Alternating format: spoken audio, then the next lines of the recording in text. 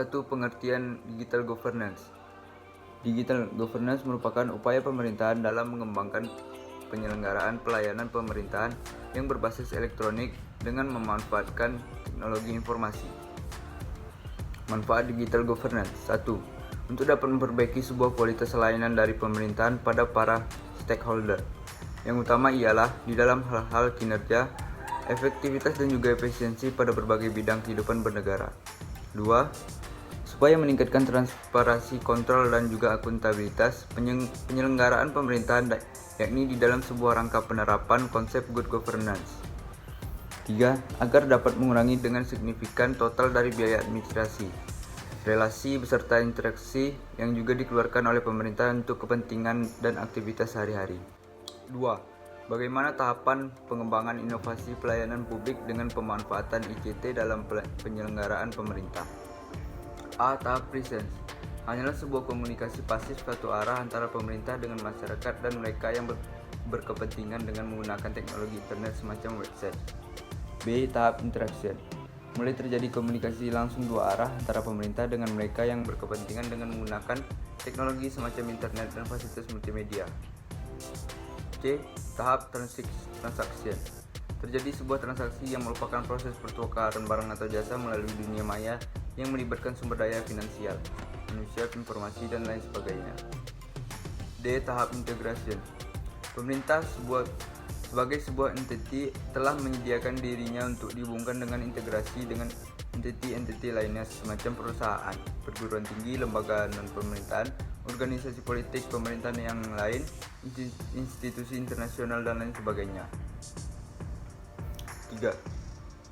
Sebutkan dan jelaskan jenis-jenis sistem informasi yang dapat dikembangkan dalam penyelenggaraan pemerintahan. 1. Sistem informasi manajemen. Jenis sistem informasi yang pertama adalah SIM. Sesuai dengan namanya, sistem ini menyasar untuk kegiatan manajerial. Yang termasuk dalam manajerial adalah setiap orang yang memiliki kedudukan dalam organisasi dan pekerjaan yang memiliki tanggung jawab untuk manajemen pada suatu divisi atau bagian dalam perusahaan. 2. Sistem informasi akuntansi. Jenis yang kedua adalah sistem informasi akuntansi atau disebut SIA.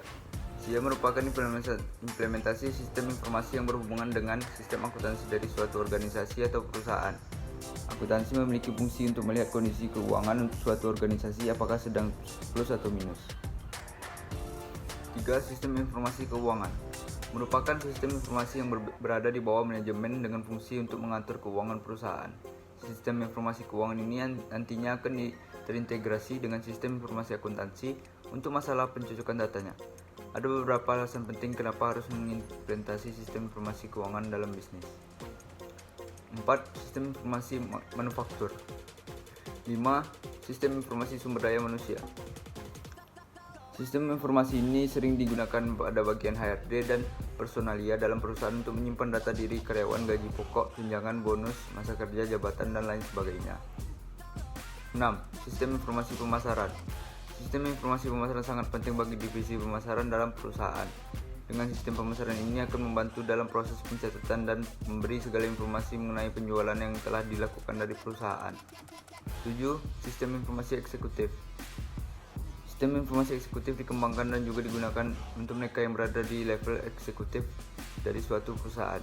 Sistem informasi ini akan memberikan kemudahan dalam arus informasi dari divisi di bawahnya kepada mereka. 4. Sebutkan dan jelaskan kendala dan hambatan apa saja yang mungkin terjadi dalam penyelenggaraan pemerintahan berbasis digital governance. Dalam implementasi digital governance, ada beberapa faktor penghambat penerapan digital governance, seperti ditinjau dalam segi kesiapan badan pemerintahan, mekanisme teknologi informasi, serta hubungan antara penyelenggara digital governance dan pihak lain adalah legislatif dan hukum suatu daerah atau pemerintahan tentang penerapan digital governance.